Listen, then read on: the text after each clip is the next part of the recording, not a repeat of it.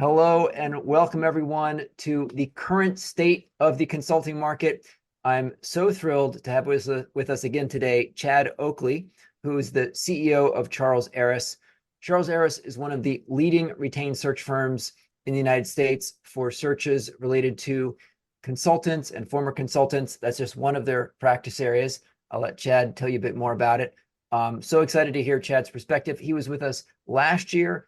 It gave us perspective on what it was shaping up in 2023, and looking forward to hearing his perspective on what the forecast and the outlook looks like for 2024. Chad, over to you. Awesome. Thank you, Will. I really appreciate that. And thanks for having me back. And it's great to see everybody in the Umbrix community. And happy 2024. Hope everybody's doing well. So maybe just to start, I'll give you just a little bit of context of who we are at Charles Harris and what we do, just so you kind of know where my context is coming from and what I'm going to be sharing with you all today. So as Will mentioned, Charles Harris is an executive search firm. We've been in business now for 55 years. We have roughly 90 people on our team, and we have a series of practices. And one of those practices is a strategy practice. That's a practice that I started 21 years ago when I joined the firm, when I left Bain and Company, and came here to Charles Harris, and that's a practice that has since completed just over 1,300 searches for strategy talent during those 20 years that we've had that practice in existence. Our client base is really twofold. 50% of our clients are private equity firms within the firms themselves, whether on the deal side or the portfolio operations side, and then, of course, private equity firm portfolio companies. Another half of our client base are corporations, right? Those could be Fortune 500 publicly traded firms down to smaller mid-market firms that are privately held but maybe not owned by private equity sponsor, if you will. The majority of the people that we place within this practice probably at one point worked for a consulting firm like a Bain, BCG, or McKinsey, but we certainly work with people from all walks of life and truly across a whole host of experiences and skill sets. So that is one of our practices. We also have a corporate development, finance and accounting practice, and then an engineering, operations, and supply chain practice. So that's a little bit about Charles Harris, if you will. Here's what I thought that we would do, team, is I thought that we would spend a little bit of time talking about three things. I'll share some perspective on three things, and then, of course, I'd love to open it up for questions, and if anything that I can help with, I'd be happy to. So first thing, why don't we start by just talking about the market for strategic services, right? In other words, the market for consulting. And the market for consulting is often a bellwether for how companies are thinking about strategy these days. So let's start with just a market update I thought would be helpful. Secondly is maybe why don't we, I'd love to translate that a little bit into what are we hearing from chief strategy officers in the corporate world, right? We talk to a lot of chief strategy officers. So what are they telling us right now? And I'm guessing that chief strategy officers for many of you might be a primary customer base for what it is that you do in your roles. And then thirdly, maybe I'll share a little bit about the advice we are giving to chief strategy officers right now on how to make themselves maybe more valuable to their companies in a down market, right? Less likely to find themselves caught up in a downsizing, right? Which is happening now and will probably continue to happen for the first 6 months of 2024. What is it that chief strategy officers can do to make themselves more valuable in their current world? And that'll help you maybe to think about how you're interfacing with chief strategy officers as well. So maybe we'll do those three things, and then we'll open it up for court. Okay. So hey, let's start with a market update. Okay. So here's what I love to say in a market like this. I love to say, so the good news is that the need for strategy never goes away. Good companies are always talking about strategy, what's next, where to play, how to win, where are we going, all that kind of stuff. So, hey, strategy never goes out of style, right? However, strategy does go in cycles. And often when the macro environment is down, or if there's just hesitation about where it might go, and right now, I think as you all know, a lot of hesitation in the marketplace right now, fear that the market is headed down or has the potential to head down. When that happens, strategy can and often will take a back seat, right?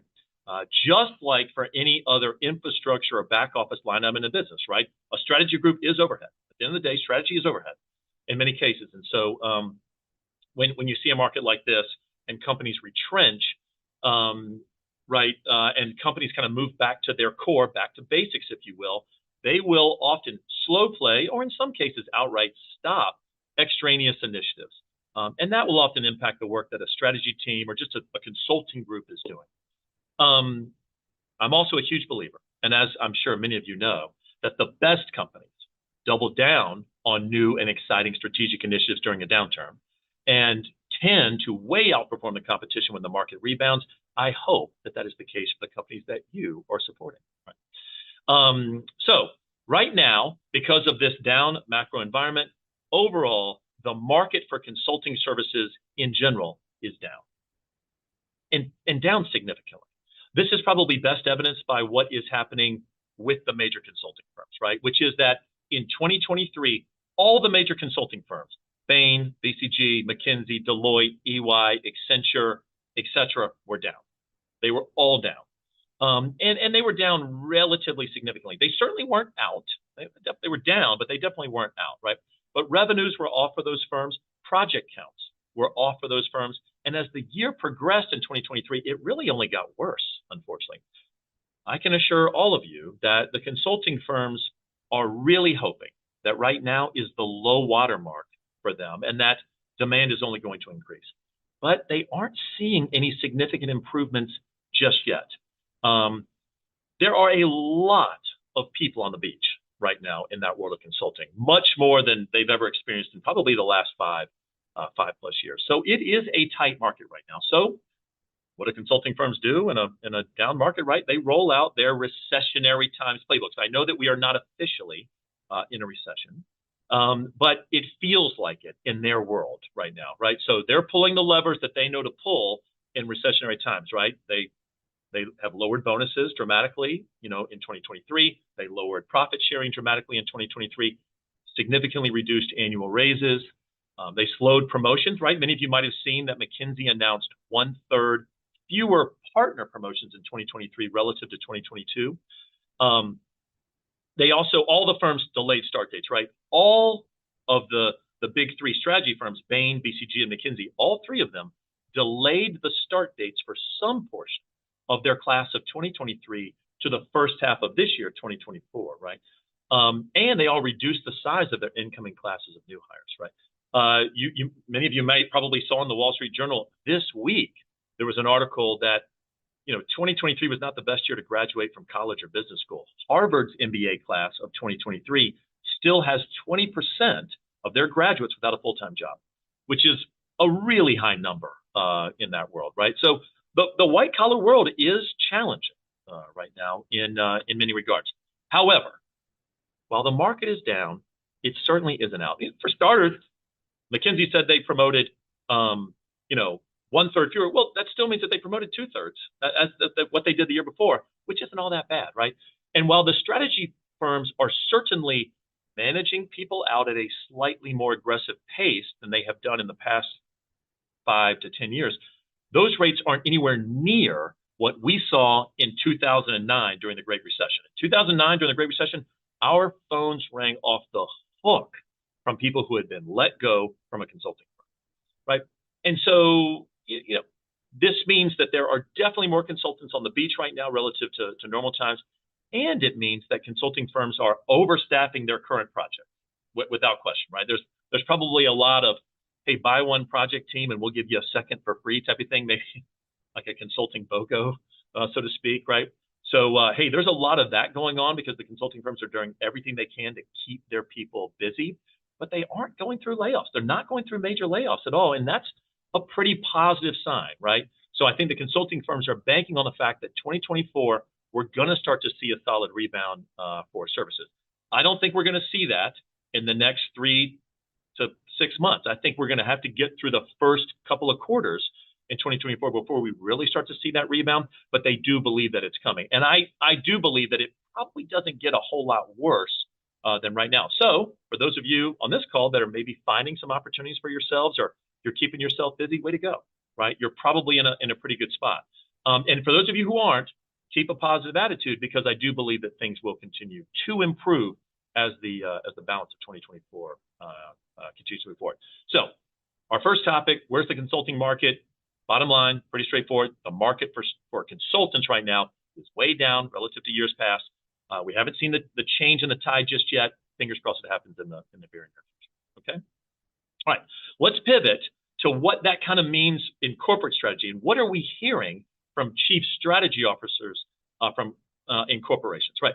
Team, I know that not all of you do strategy work. A lot of you do all kinds of different work, but I suspect that chief strategy officers might be a client base that you serve or hope to serve, or are involved as a stakeholder in the work that you type of do. So hopefully the perspective from a chief strategy officer will be helpful for you. So let's talk about that, right? So, hey, a down market affects all facets of what, how companies kind of think about strategy consulting, right? Corporate strategy is no different. In conversations we've had with chief strategy officers in the market, we're definitely hearing more and more that companies are slowing strategic projects. They're slowing special projects. They're slowing extraneous growth initiatives, or in some cases, canceling them altogether.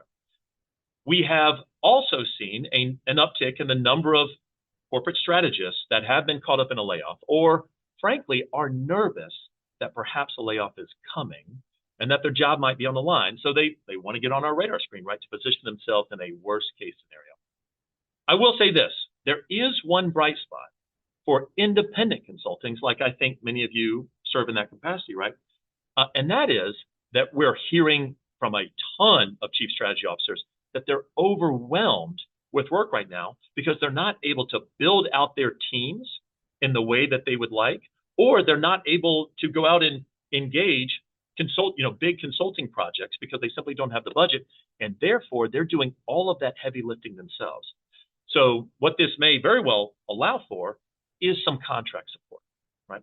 And I'm guessing that many of you might be seeing some of those opportunities where a chief strategy officer, they don't have the budget for a full-time resource, they don't have the budget to hire a full-time team from a major consulting firm, but they might be able to squeeze out enough budget to bring on, one or two individuals for a period of time on a contract basis. So hopefully you might be seeing some of that as well.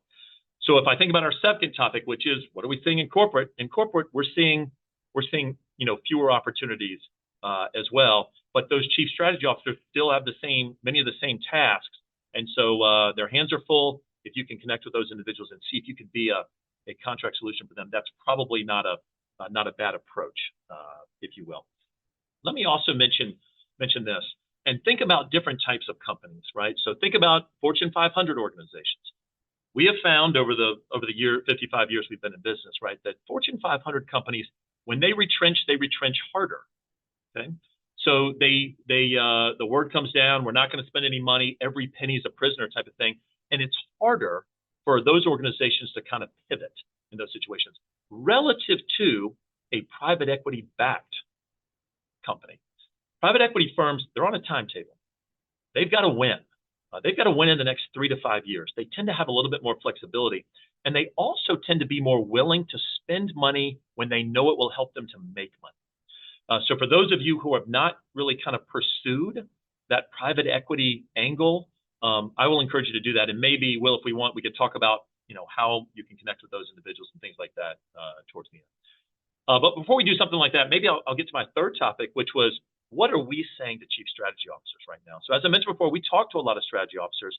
We're hearing a lot from them about what I just shared, right? Companies are slowing or canceling strategic projects, focusing on retrenching back to basics, so to speak. And many of them, they want to get on our radar screen just out of fear, if you will. So we're always happy to get those individuals on our radar screen, but we also just try to provide a little bit of advice and guidance to strategy leaders about how they can create greater stability or stickiness or just kind of job security as a chief strategy officer in a market downturn. In other words, ways that chief strategy officers can make themselves more valuable at their companies, which reduces the likelihood that they or their function gets caught up in a rift, so to speak, right? So there's 3 things in particular that we help chief strategy officers just to think through that we've seen over the years that other chief strategy officers have done that really helped them. So the first trend is kind of what I'm going to refer to as short-term versus long-term. And so what I mean by that is we have found that chief strategy officers that are working on initiatives that add value in the distant future, kind of that 3 to 5 or maybe even 10 years out, those jobs are more at risk in a time like this relative to their peers that are working on initiatives that create measurable impact in the next 6, 12 to 24 months. Right? I've mentioned this many times on the conversation today. In a market downturn, companies tend to retrench their core products and services. It is not uncommon in a market like this for a board of directors to direct a CEO to stop thinking about the 10-year plan. I know that we've been having you focus on the 10-year plan. Honestly, stop thinking about the 10-year plan. Start to focus on the 10-week plan, right? Start talking on, let's think about this quarter. How do we ring the bell and hit our numbers for this quarter, right? So that CEO's mandate can change really, really quickly. And so if you're a strategy person or a consultant working for a company and you're working on a mandate that is a decade in the making, you are definitely more at risk relative to someone who's working on more short-term stuff. So with that in mind, we encourage chief strategy officers, we can encourage consultants to take an honest look at the work they're doing to confirm that they're working on projects that make a quantifiable impact in the short term. And so, you guys all know what I'm talking about, right? The best examples are projects that increase revenue in the short term or decrease costs in the short term, right? And are maybe perhaps even focused on core products or services that their company sells as opposed to new creations that are going to cost a lot to get off the ground, right? So you guys could probably tell me, more than I can about these types of projects. But on the revenue enhancement side, this is, the types of projects that I'm talking about are things like customer segmentation studies, share of wallet analysis, product launch strategies, or sales force optimization initiatives. Things that are associated with the 4 Ps, right? Pricing studies, promotional strategies, kind of things that are going to ring the cash register in the very near term are the types of things that companies care about now in this type of market and tend to be more willing to spend on now, right? On the cost side, on the cost reduction side, would be things like, a cost reduction study. Vendor negotiation can be a big one now, right? Process optimization, lean, Six Sigma type initiatives, transformation projects that have the intention of improving the bottom line, all that kind of stuff. So what we're encouraging our chief strategy officer friends in the marketplace, and I'll also encourage just any consultant, is to make sure that whatever they are doing clearly moves the needle in a quantitative way and does so in a way where we set a target, we lay out the milestones for exactly how we're going to get there. We're going to realize that revenue increase. We're going to realize that cost savings, and that a CEO and the board of directors can get behind and say, yes, that helps me in the short term. Let's do it. Let's make that investment, type of thing. Okay. So that's number one. Be working on things that, are short-term quantifiable as opposed to long-term distance stuff. The second piece of advice that we give to chief strategy officers to just create more stability in their role is to take on more than just strategy, right? So in other words, create a strategy and type of role, right? So add to their responsibilities and do so a little bit more formally. Take on other functions as well as strategy, right? In some cases, they can be classic adjacencies to strategy. So like the most classic adjacencies that we see to strategy, if you will, are strategy and corporate development, right? Which is very popular. Or strategy and transformation type initiatives, which is very popular. But we've also started to see situations where strategy individuals maybe take on some not so classic adjacencies, such as communications. Or we've also seen kind of employee experience roles, like something that would fit into human capital. FP&A and big data management sometimes kind of falls within that chief strategy officer consulting space. AI, very popular new topic where companies have got to wrap their arms around it. Sometimes, the chief strategy officer is saying, hey, I can help with that. Let me take the lead on that, see how we can leverage this. In some cases, these additions are reflected in their title, but in other cases, they are not. But the role expansion is definitely there. And so as you're thinking about engaging with client bases that might be a chief strategy officer in a corporation, if your area of focus is one of those other areas that I just talked about, communications, employee experience, or something like that, bring that to the table. Bring that skill set to the table, because I think a lot of chief strategy officers could leverage that capability as well. Okay, so that's kind of the second area where we're encouraging chief strategy officers to do is create a strategy and role within their business. The third and final trend and just piece of advice we give to chief strategy officers is to make sure that they're building out a team and to have a team of individuals that just create more security for them in the marketplace.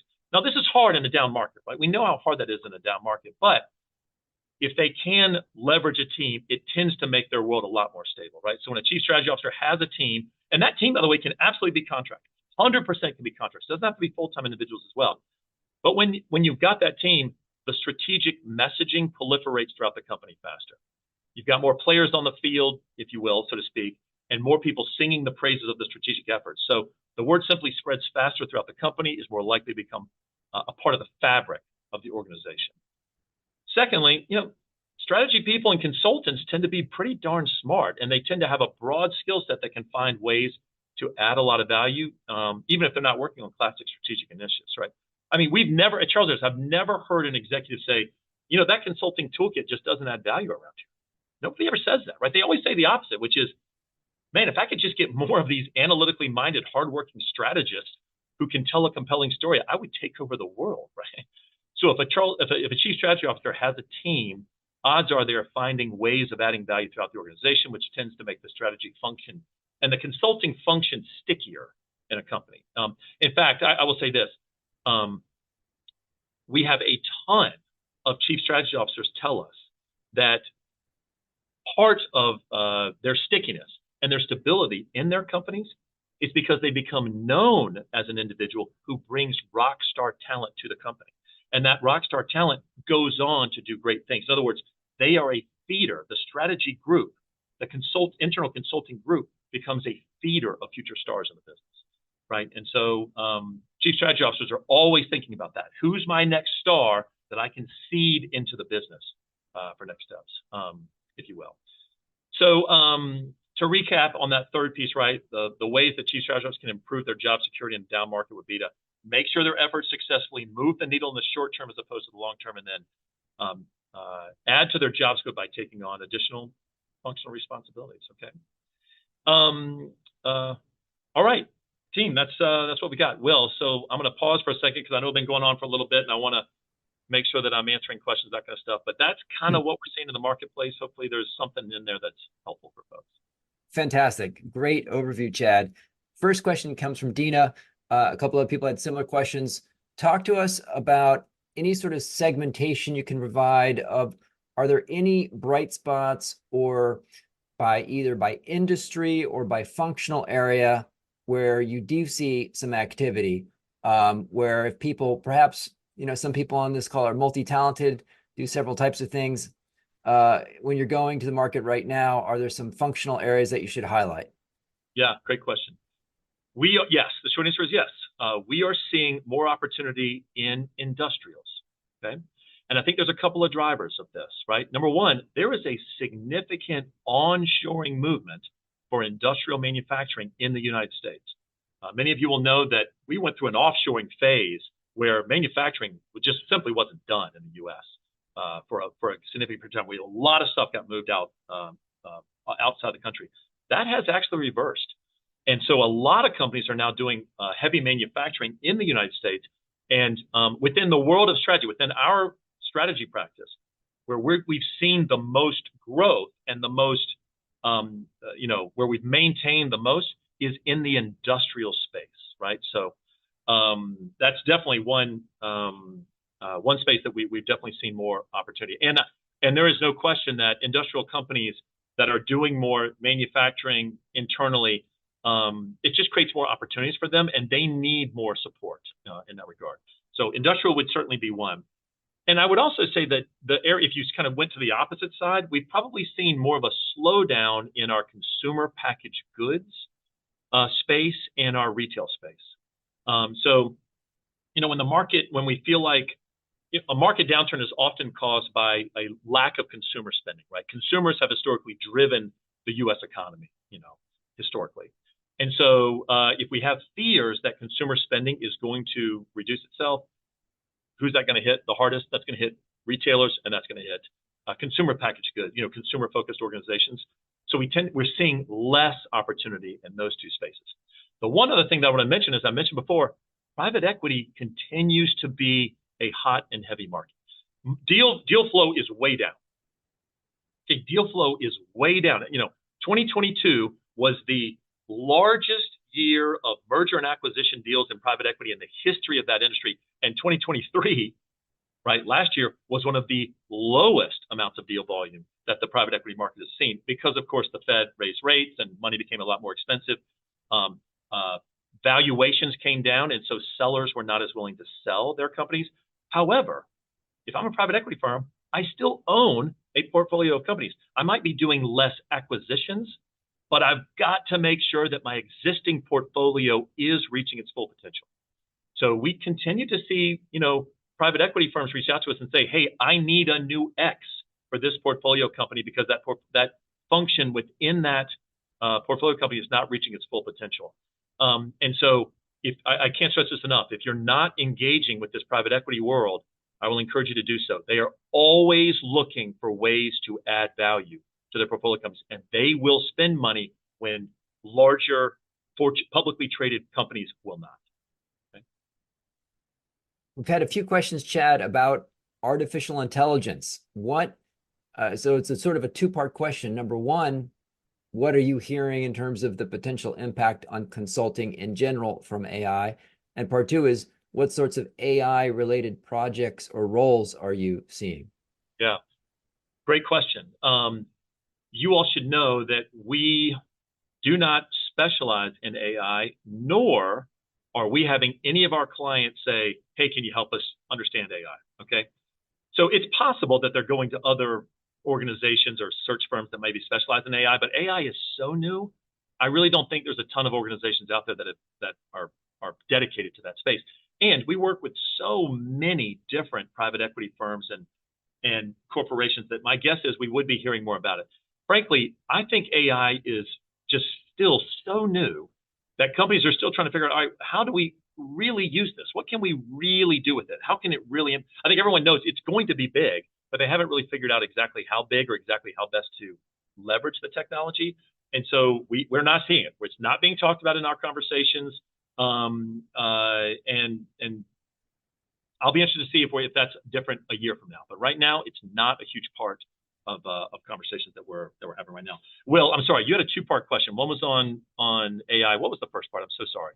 Yeah, so in terms of longer term, the impact on consulting, do you see, have you heard people, chief strategy officers talking about that? They're going to, hire ChatGPT instead of McKinsey? Yeah. No, we have not heard anyone say that whatsoever. Look, I will tell you that I'm definitely using ChatGPT. I use it, I'm not going to say every day, but I use it twice or three times a week. And I suspect that many of you are in a similar boat, right? You actually are using it for a handful of things. On the last Sunday of this month, we will be releasing our 2024 current consulting compensation study. It'll be our 14th annual. My good friend, Lawrence Lau, who I saw is on this call from the Golden Company, is a major contributor to that study. Lawrence, thank you again for doing such amazing work for us on that. But I had to come up with there's some explanations in that study, and I used ChatGPT to take my content and make it sound a little crisper, right? So I think we're all probably using the technology in that way. But AI is not at a place at all where it's doing real, true experimental thinking for us, and that's what consulting is, right? So down the line, yes, I have no doubt that AI is going to impact all of our jobs. Right? It'll impact every last industry in some way, shape, or form. We are not seeing any companies yet say, I don't think I'm going to have to hire anybody, or I don't think I'm going to have to engage in contract recruiting. I don't think I'm going to need any resources. I'm just going to have AI do it all. We haven't heard anything close to that taking place. Chad, you offered earlier, and I've had several requests here messaging me. Would love to hear a bit more about how to go after work with private equity firms. So I've heard mixed guidance in the past. Some private equity firms have told me, you know what, everybody comes and tries to pitch us, the operating partners. The best thing is to actually go to one of our portfolio companies, do some work with one of them, and make a test case that then we can sell to other portfolio companies. In other cases, people have had success, sort of reaching out to operating partners and building those relationships. What's your advice, very tactical, on how an independent consultant can kind of bake into a PE firm? And should you go for a top 10 global firm, or maybe work at try to go for a more mid-size or smaller firm? What are some of your thoughts on PE?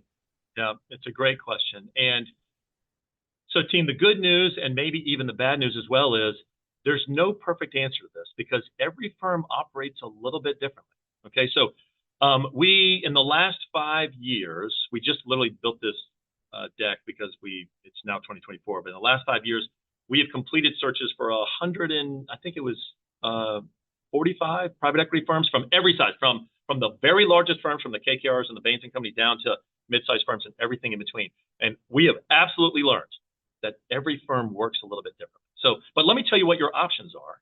And then I'm also going to give you advice on it, exactly what I would do, like very tactical things that Will's talking about, right? So private equity firms, for the most part, they have two groups within them. I'm sure many of you know this, but there's the deal side, right? The guys who are responsible for identifying potential acquisition targets, doing the valuation, doing the negotiation, landing the deal, buying the company, right? Those are deal side guys.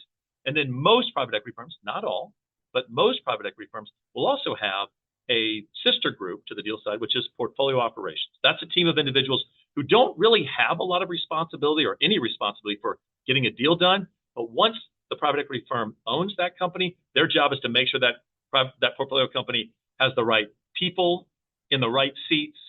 They're doing the right things. They have the right strategy to realize their full potential so that when they do exit that company in 5 to 7 years, they do so at the best possible deal price, if you will. Here's the thing. Here's where the challenge comes in. Different private equity firms give different levels of authority to each of those groups. We work with some private equity firms where the deal team, they're in control.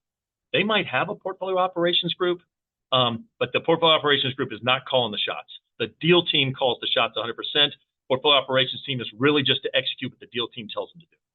We also work with private equity firms where the portfolio operations group has as much power as anyone on the deal team. And when that portfolio company is acquired, they own it. The portfolio operations team own it. They make all the decisions, if you will. And so the short answer is there's no perfect way to go about it besides approaching both. Okay. And here's the way that I would do it. We have found that, if you reach out to a private equity deal person and you just say, hey, I'm an independent consultant, or in my world, I'm a search partner and I can help you find great talent. Want to talk? Crickets. You're not going to hear anything back, right? You have to be very specific of the exact skill set that you can do. And I will encourage you, because this is what we do, encourage you to go and talk about a specific portfolio company. So if you go to a private equity firm's website and you look up their team members, almost all of them list who all their team members are because they're bragging about the impressive backgrounds of those individuals.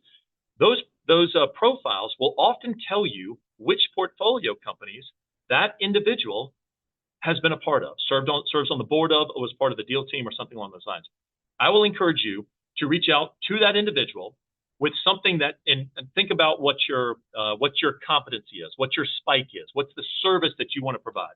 I'm gonna use a simple one just for argument's sake. Vendor negotiation, right? You've got tons of experience on procurement, vendor negotiation. You can help to save money. I would, say something in my email title to that private equity partner. Vendor negotiation expert for this portfolio company, a specific portfolio company.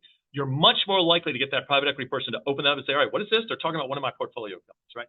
And in that email, you're effectively saying something along the lines of, hi, so-and-so, this is who I am. We've never met before. You don't know me, but this is what I do. I help companies like this company that you own save money by negotiating with vendors. And then you have a couple of data points that demonstrate the quantifiable success that you've had in that space. For instance, my last 2 projects, I was able to save my first client, which hopefully was kind of a similar company to the one that you're talking about. I was able to save my first client 17% across 5 vendors. My second one, I was able to save them 13% across. I am confident that I could do the exact same thing with you and partner with you on this company. That's the kind of thing that, because if I'm that private equity partner, what am I thinking about? I'm constantly thinking about, how do I improve the EBITDA of my business? That's what it's all about for these guys, right? How do I improve EBITDA? So I can do that by raising revenue and maintaining costs or lowering my cost structure. So when I see, wow, here's a person who has direct experience improving the EBITDA at a business, that's someone that I'm a lot more willing to engage with, if you will. Now, so that's going directly to the private equity individuals. Will, could you also go to portfolio companies? All day long. And I would encourage, This is not an either or, this is an and. I would do everything. I would find out, and by the way, if I'm the CEO or the CFO or the C anything for a private equity backed portfolio company, I'm in the boat with a private equity firm to do one thing: improve the EBITDA of my business. So they have that same pressure, that same passion for improving revenue or decreasing costs. So this isn't a just go to one or go to the other. This is go to everybody, recognizing that each firm operates a little bit different.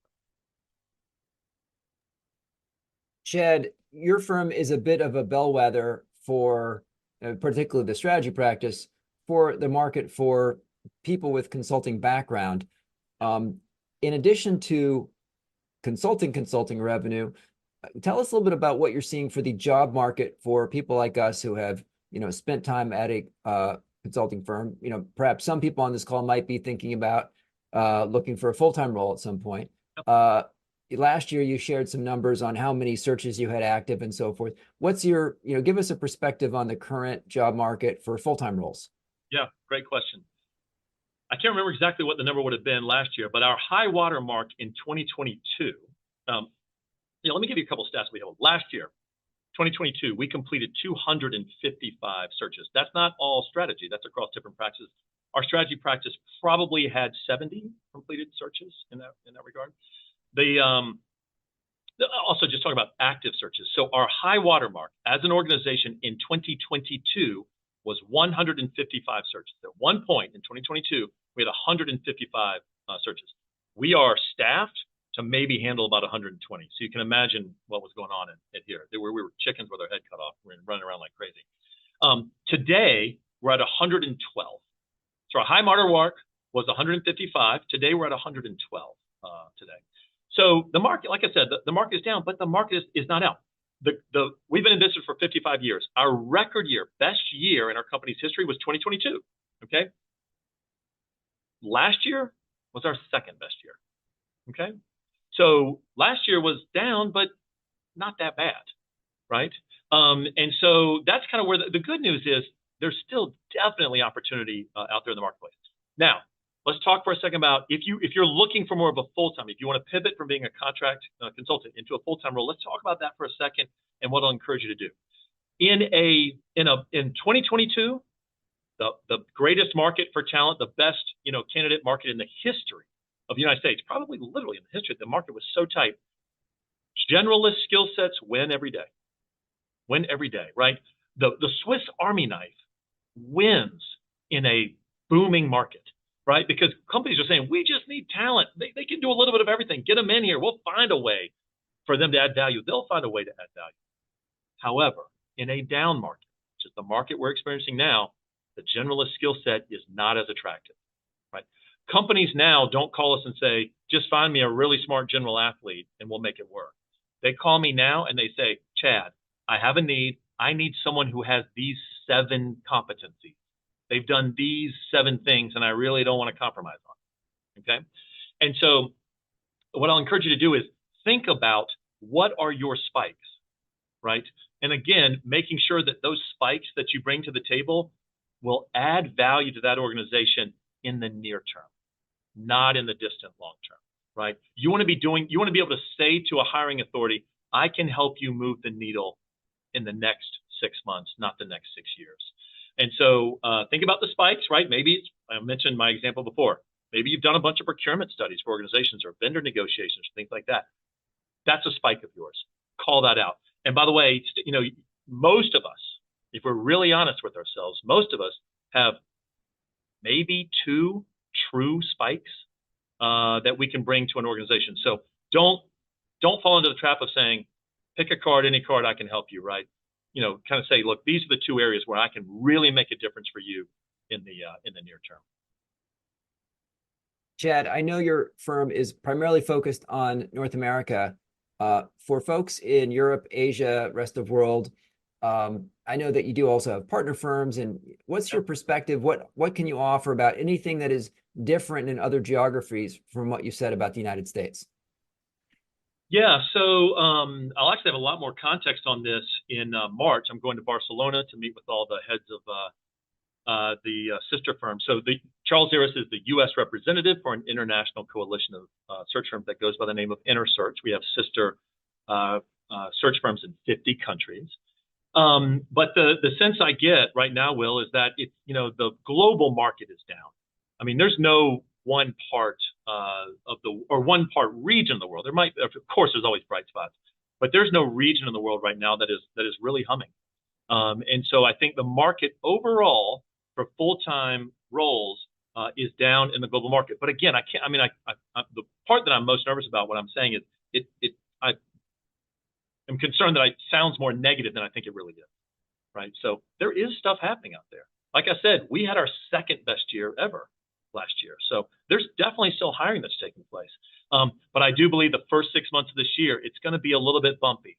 Things get a heck of a lot better when Jerome Powell, if he's the guy who will do it, when Jay Powell, the head of the Federal Reserve, stands up and says, it's official, it's a soft landing, now we're heading back up. When that happens, I think you're going to see some really nice movement. I don't know if Jay Powell will ever actually do that. That might be outside of his purview.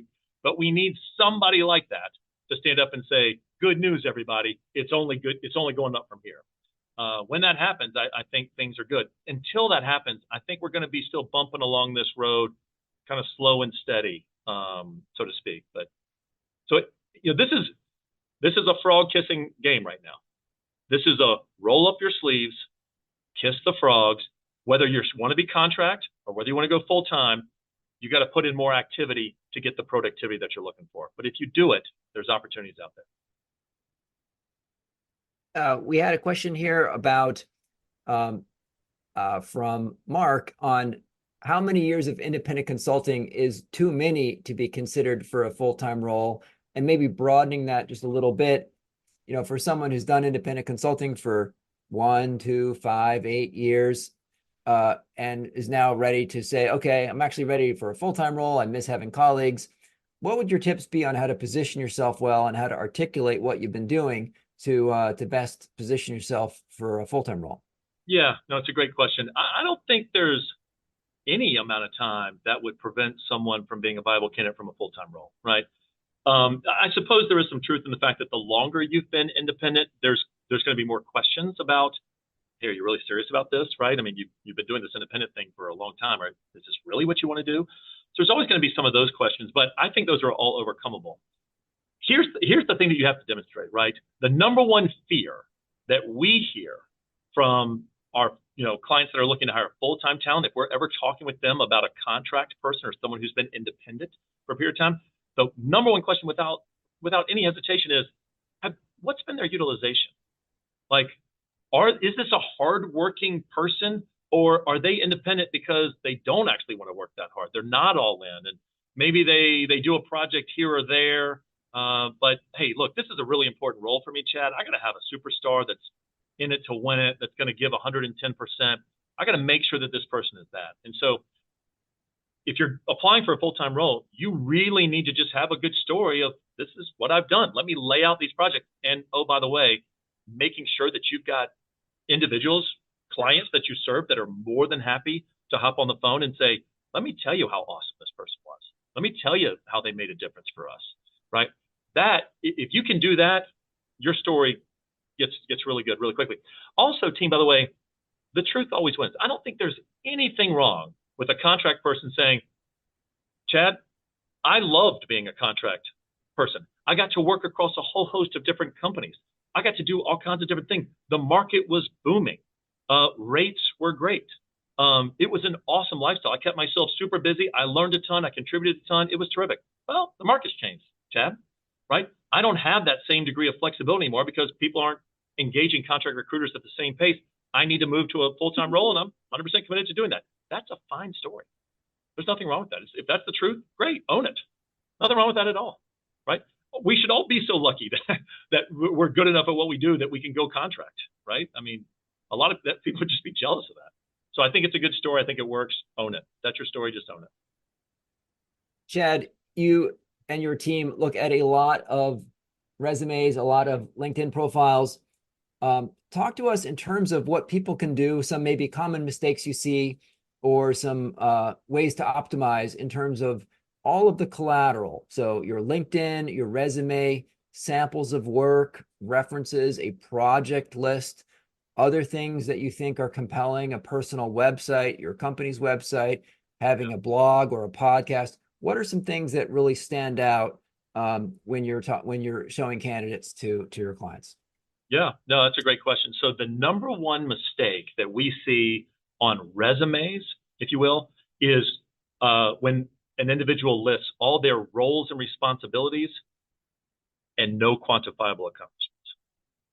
Okay. At the end of the day, what people care about is how have you moved the needle in your past? Because if you successfully moved a needle in the past, I suspect you can move the needle for me. And so oftentimes people will say, hey, I was the vice president of this at this company, and let me show you my roles and responsibilities.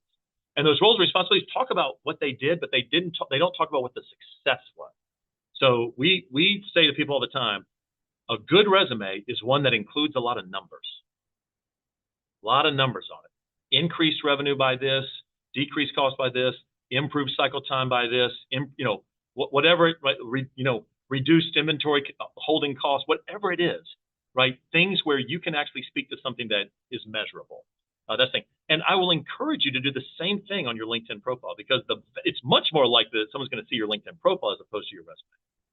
And so if you've got measurable items that you can point to on your LinkedIn profile, that is definitely the most important thing to do. If you are a contract consultant, an independent consultant, I suspect you might have a website where you're kind of showing case studies or sample white papers that you've written or sample deliverables, things like that. And those are really, really good. However, if you don't have one, do not build one because you're looking for a full-time job and you're hoping to direct people to that so that they can learn a little bit more about you. Honestly, we find that companies often think that someone's trying too hard if they create an entire website around just finding another job, right? Makes it feel like, ooh, how long have they been out if they had to go to that length, right? A good resume, a good LinkedIn profile should be enough. The combination of a good LinkedIn profile, a good resume, and kissing frogs on your end is all you need. That's all you need, so to speak. Chad, talk to us a bit about interim executive roles. So it's somewhat between a full-time role and more of a consulting project. How can people find those opportunities, and how do you position yourself well for those sorts of roles? Yeah, no, great question. So, it's funny. We do not have an interim executive division at Charles Harris, but we've been thinking about it. And so I've been asking a lot of our private equity clients about this very thing. Here's what I found. In the last 2 weeks, I've had 6 conversations with private equity operating partners, managing directors, about this topic. Do you use interim executives? And 3 of them have said, Chad, not a week goes by that I'm not dealing with an interim executive need in my organization. We use them all the time. They're very important for us. By the way, they said that the most spaces that they use, there's 2 areas where private equity firms use interim executives the most. First is CFOs and finance specialists, right? So if you are an interim CFO, congratulations, you're in the catbird seat. You can do anything you want, okay? I can also tell you this, without question, you can ask every single private equity firm in the country, what's the hardest position for you to fill in your portfolio companies? I would bet $1 million of Will's dollars right now that they would all say, 95% of them would say CFO without question, right? That's just what they all need. So if you're in a finance, if you're in an FP&A role or a CFO position or anything that is finance and accounting related, you're in a great place. You should find a lot of opportunity for your skills and your capabilities, okay? But the first area where they use interim executives is finance roles. The second is transformation positions, right? Can you help to run a PMO office where we're trying to make significant changes within the business? Okay? So half of the private equity firms that I talked to said, I deal with this every single week of my life. It's incredibly important to us. We use interim executives all the time. The other half said, Chad, we really don't use interim executives because that's my job. This was someone on the portfolio operations team that said, I'm the interim executive when our company needs that. Will, how do you position yourself for these types of opportunities? 2 ways. One is there are firms that do just this. There's a firm called that we know well called High Point Associates. They're located in Los Angeles. Some of you might be familiar with Sumit Goel, who runs that firm. Fantastic former McKinsey guy, brilliant team. They do this type of work for organizations. So getting on their roster can be something that you want to do. By the way, there's a host of other firms as well. That's the one that I know off the top of my head. There's other firms that can do that. So that's one way you do it. The other way you do it is just like I said before. You're reaching out to organizations and saying, "This is my spike. This is what I do. I can help you with this." And suddenly, an interim opportunity could be presented to you in that path as well. Before the next question, I'll say right now we have 137 people dialed in. Before you drop off here, as we get close to the top of the hour, before you drop off, do Chad one favor. Over the next 9 minutes, put in the chat one thing that you found surprising or interesting or most useful today. It's always for a speaker. Sometimes you don't know. It might be a casual side comment that really resonated with people. So put those in the chat here. Next question is board roles. So how can consultants position them well for board roles? We had Ron Lumbra speak to us in the fall, who runs the board practice Higher Struggles. He talked about it. What's your perspective, particularly for portfolio companies of PE firms? We've helped with some searches around that, filling board roles. What are your thoughts around positioning yourself for board roles and getting in front of those opportunities? Yeah. Board roles are really unique and special, everybody. Just so you know, we do very few board positions. And here's the kicker on that. It's not that we wouldn't. It's just that, and we work with a ton of private equity companies that have boards, and they certainly have a lot of boards. They don't necessarily use us for this. And I think the reason is because board roles are easier to fill. Everybody wants to be on a board. It's like the sexiest thing going, right? Everyone's like, "Oh, I want to," people say to me all the time, "Hey, Chad, keep me in mind for board roles." So everybody wants to do that. Here's the thing. If for a private equity backed portfolio company, if you're on that board, you are on that board to increase EBITDA. You're on that board because they're trying to break into a new industry segment and you have a Rolodex that they can leverage. Or you have served as a CEO, or you've been a big player in that particular industry and you've seen merger and acquisitions take place, and you can just add a lot of content value for that roll-up that private equity firm is trying to do. Okay, so a generalist skill set is really, really hard, I think, to create value on a board. It really is. They want to see very specific spikes, and those spikes tend to be incredibly directly related to that portfolio company, and knowing that industry really, really well. So I will say this: if you've spent your entire career in an industry or in an industry segment, and you know that segment really, really well, I would encourage you to do some research within the world of private equity and find out who's investing in that space. In fact, my guess is if you know that industry so well, you probably already know who's making investments in that space. And I would encourage you to reach out to those deal side partners and say, "Hey, I know this space. That's where I've spent my entire career. I could be a good board member for this portfolio company, or this portfolio company. And here's specifically how I can help you in that marketplace." But I do think it's harder, Will, for independent consultants to probably be a fit there. Thank you, Chad. So we are close to the top of the hour. I think we can actually give you a few minutes back here and prepare for your 1 o'clock. Before you hop off and hit that leave button, please do drop it in the chat. There's been a lot of people have put their takeaways. And Chad, we will consolidate all these and get these to you so you can see these. And we'll also be sharing this episode as on Unleashed. So Chad, thanks so much for joining. Before we go, why don't you let us know where can people go to learn more about Charles Harris and particularly your upcoming compensation survey? Yeah, absolutely, everybody. So you can learn more about Charles Harris I'll put this in the chat real fast, at charlesharris.com. And then if you go to our strategy page, we have a newsletter section. You can sign up for our newsletter. It comes out the last Sunday of every month. It's totally for free. And every time we release a compensation study, and we do no less than 3 a year, right? Every time we release one, you can get it totally for free. So you'll just have to enter your contact information. There you go. Thank you. There's someone, put, or Will, I think you put that in there. You can go and look at the different studies from years past, but you can get the latest and greatest information by joining that newsletter. It's all free. And also that newsletter lists every search project that we're working on for strategy individuals, for consultants. So you can get a sense, what's the market bearing right now? And of course, if you see anything that's interesting to you, we can't wait to hear about you and learn more about you. So thank you, Will. That's where you can do it. All right. Thank you, Chad. We will include those links in the show notes for those of you who listen to this as a podcast. Thank you, everyone, for joining. Thanks, Will. Thanks, everybody.